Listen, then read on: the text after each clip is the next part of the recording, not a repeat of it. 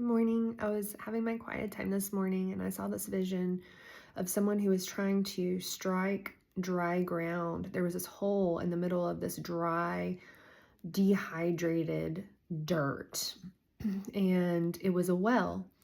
And this person was hitting it, striking it, doing everything they could to try to make the water come forth.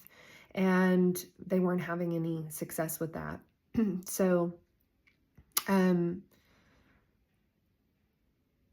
there's a story in the Bible about Moses, and when God commanded him to strike the rock, which symbolizes a hard thing, right? Something that doesn't produce water.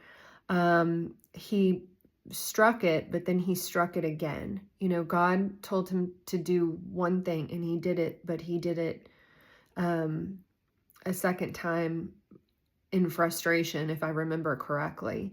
And what actually happened was that forfeited him entering the promised land. So,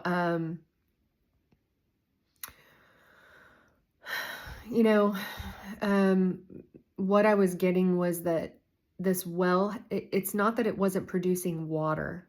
It's not that it wasn't producing a flow. It's that it had been stopped up.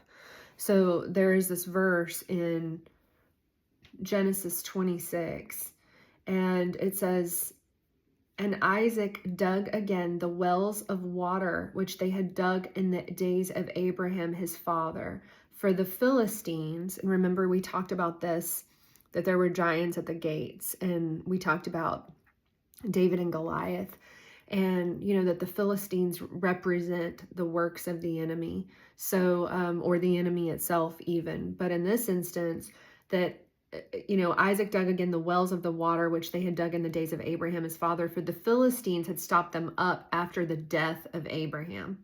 So the enemy has stopped this up, but in our frustration, we need not use everything we've got, full force, right? We need to speak to the ground, speak to the well, and say, "Come forth." And in the vision that I had, it was like a trickle, a leak, but it progressed into a stream, and I saw that the dryness around it, these fissures that had caused this ground separation around this well, started to, obviously become moist again, fertile again. And what was the other thing that I wanted to tell you? It started to bubble up, so I just wanted to share that with you. I'm just looking at the internet, while I'm sitting here. Go read Genesis 26. My verse for the year was Isaac planted crops in the land, and then the same year reaped 100-fold because the Lord blessed him. He became rich, and his wealth continued to grow until he became wealthy.